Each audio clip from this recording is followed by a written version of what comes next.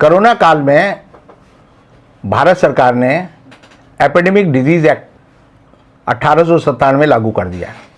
पूरे देश में इस कानून के लागू होने से बाकी जो कानून हैं वो निरस्त हो गए हैं या निलंबित हो गए हैं। और आप देखेंगे कि हिंदुस्तान में कोरोना काल में दिल्ली पुलिस हो या किसी देश की पुलिस हो, किसी प्रांत की पुलिस हो, उसके पास असीमित साधन और असीमित अधिकार मिल गए हैं। एक वाकया मैं आपको बताना चाहता हूं जो बड़ा एक तरह से सनसनीखेज भी है और ये बताता है कि किस तरह एक मूर्ख सरकार मूर्खता से लोगों को परेशान कर रही है। मेरी पत्नी परमजीत कौर हिंदुस्तान से बाहर ऑस्ट्रेलिया गई और ऑस्ट्रेलिया से जब वो हिंदुस्तान आई तो उसको जो है 14 दिन के लिए होम क्वारंटाइन किया गया। 23 मार्च 2020 को 14 दिन के लिए क्वारंटाइन किया गया। उसके बाद जो है अचानक हमारे पास पुलिस की तरफ से एक फ़ोन आया कि आप जो है घर से बाहर गए हैं और आपने जो है 188 आईपीसी का और सेक्शन 3 एपिडेमिक एक्ट का अपराध किया है, क्योंकि आपके बाहर जाने से लोगों का जीवन जो है खतरे में पड़ा है और इससे जो है लोगों को बीमारी फैलने का अंदेशा है। मेरी पत्नी ने, क्योंकि वो मेरे साथ ही उन दिनों क्वारंटाइन थी, हम लोग घर से 6 मई तक नहीं निकले, तो उन्होंने कहा कि भाई हम कहीं बाहर नहीं गए, आपकी जो खबर है गलत है। उसने कहा नहीं जी, हमारे को जो है हमने जो आपकी सर्विलेंस की है उससे पता चला है कि आप बाहर गए। उन्होंने एक एफआईआर दर्ज की और उस एफआईआर का नंबर है 180/2020, जो कि लक्ष्मी नगर पुलिस स्टेशन में दर्ज हुई।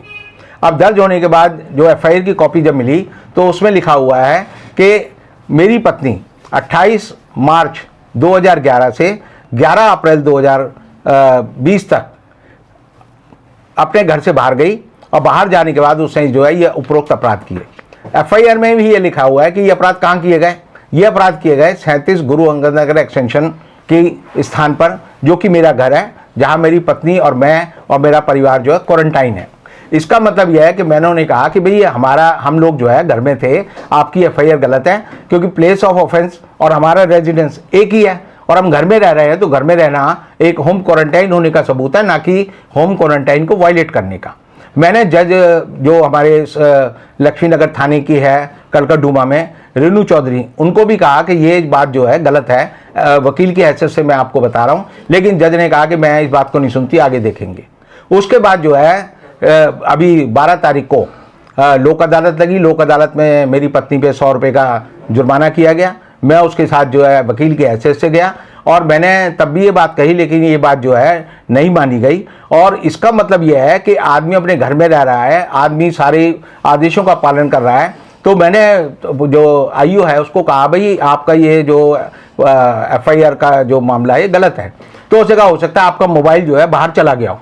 तो मैंने कहा मोबाइल कोई कुत्ता बिल्ली थोड़ी है जो घर से बाहर घूमने चला जाएगा और वापस आ जाएगा। लेकिन उन्होंने भी मेरी बात नहीं मानी। तो ये इस बात का प्रमाण है कि एपिडेमिक एक्ट का दुरुपयोग भारत सरकार कर रही है, भारत सरकार के सारे विभाग कर रहे हैं और अदालतें भी उसमें जो है अपने, जिसे हम कहते हैं कानून की भाषा में एप्लीकेशन ऑफ माइंड, कि अपने दिमाग का उसमें इस्तेमाल करें, वो भी नहीं कर रही है। और मैं समझता हूं कि ये एक बड़ा सनसनीखेज मामला है, जिसके लिए भारत के गृह मंत्री को, अमित शाह को माफ़ी मांगनी चाहिए, वरना हम जो है इसकी आगे कार्रवाई करेंगे और भारत सरकार को इस मामले में सबक सिखाएंगे।